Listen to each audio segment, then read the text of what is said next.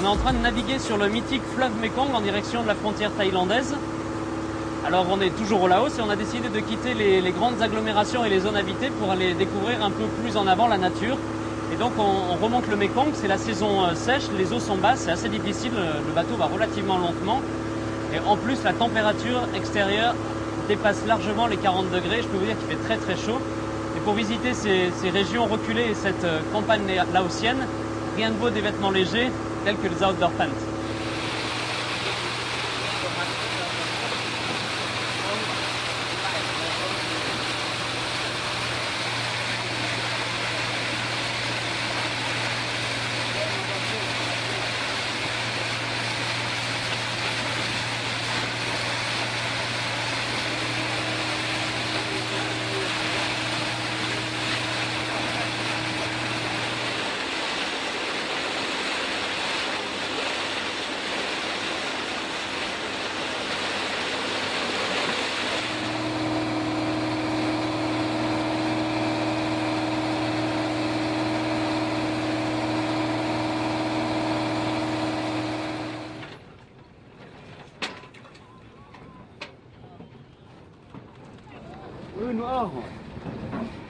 Fin du voyage en bateau après plus de 8 heures passées sur le Mekong.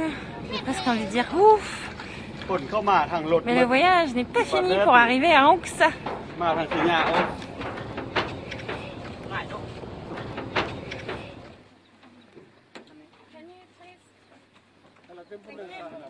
Ça va? ก็มีไป3 คนนี่ละวันนี่เห็นแล้วสี่เสืออันนี้ก็แม่นน้อง วันนี้เอาไปแล้วคนบ่แพ้3 คนน่ะ Ben, ça commence bien, notre taxi brouche ne démarre pas. Le voyage pour aller à Ong Sa n'a pas commencé.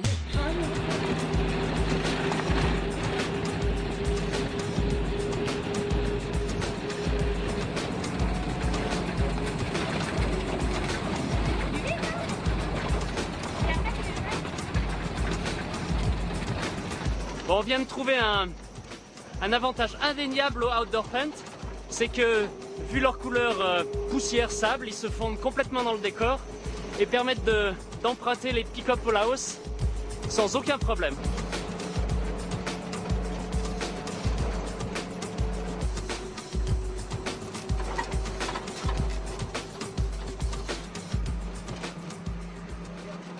Wouhou! 2 heures plus tard, et regardez ça. C'est pas mal, hein? Bon, on est arrivé. On est arrivé à Ong Sa.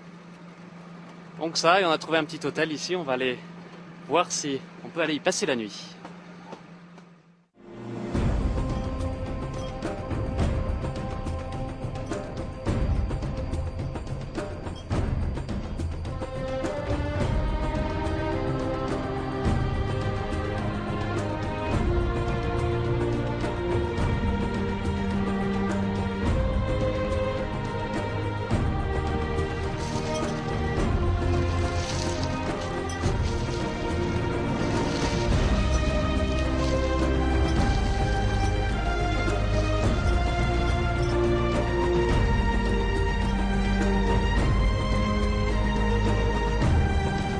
On est en train de découvrir la campagne alentour.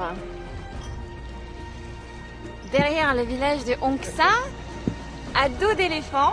C'est une belle expérience. Et un éléphant, il faut quand même dire que ça bouge énormément. Et puis c'est un bras joueur aussi, j'ai l'impression que depuis qu'il a ramassé sa branche, il est en train de la décortiquer méthodiquement, tout en jouant avec et tout en nous transportant.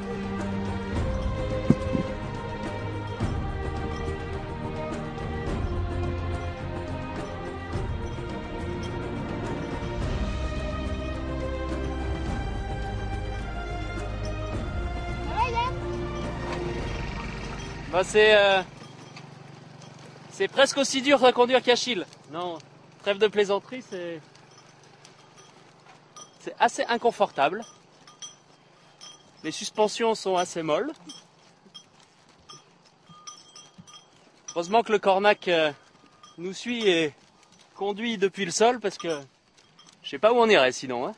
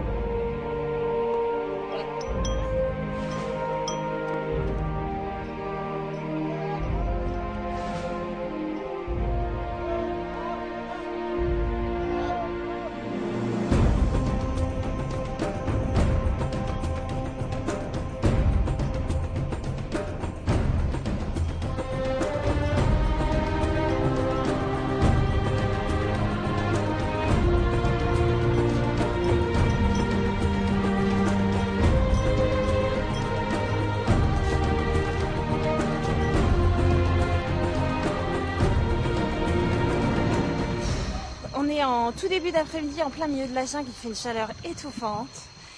Et ça tombe bien parce qu'on est au bord du ruisseau pour pique-niquer, donc on va faire comme l'éléphant, on va mettre les pieds dans l'eau pour se rafraîchir. Et puis on va aussi bénéficier de nos outdoor pants pour ouvrir les zips d'aération, aérer un peu le corps en même temps, et puis relever le pantalon pour aller dans l'eau.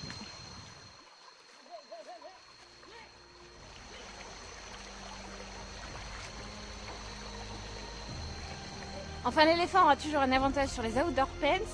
Lui, grâce à sa trompe, il a au moins la douche intégrée.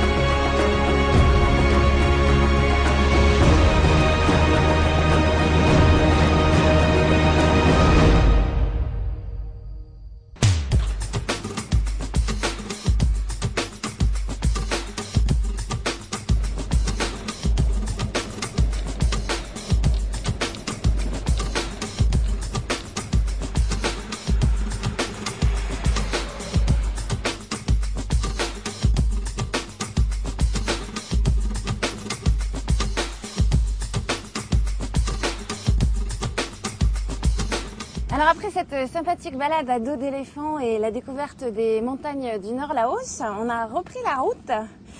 Il faut dire qu'après ce trek à dos d'éléphant, on était quand même sales comme des cochons. Alors nous on s'est décrassés et puis maintenant vient le temps de la lessive. On s'est arrêté quelques jours sur une aire de repos.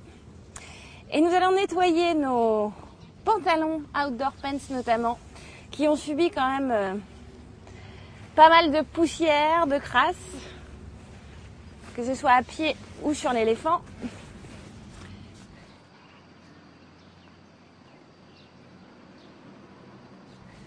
Alors l'avantage quand même des outdoor pants, c'est que non seulement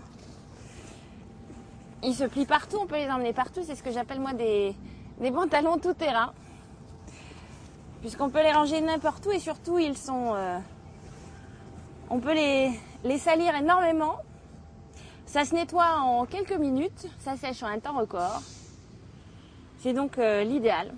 Les pantalons de voyageurs, et en plus de ça, à l'arrivée, il n'y a pas besoin de les repasser.